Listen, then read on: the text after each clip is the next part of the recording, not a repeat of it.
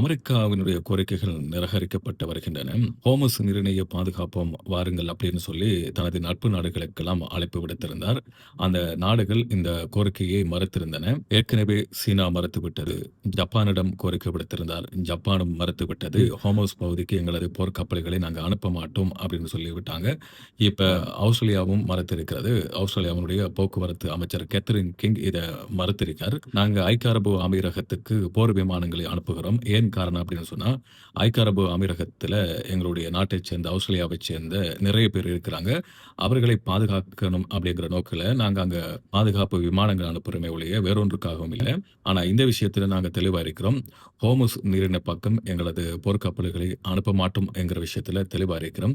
எங்களுக்கு அங்க போர்க்கப்பல் அனுப்புவதற்கான எந்த தேவையும் இல்ல.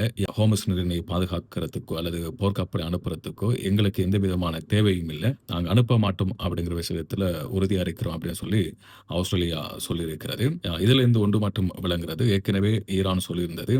அமெரிக்காவுக்கும், அமெரிக்காவினுடைய நேச நாடுகளுக்கும் இந்த வழியாக ஹோமஸ் நீரிணையாக கப்பல் பயணிப்பதற்கு நாங்க தடை விதிப்போம். அதையும் மீறி பயணித்தால் தாக்குதல் நடத்துவோம் என்று சொல்லியிருந்தது.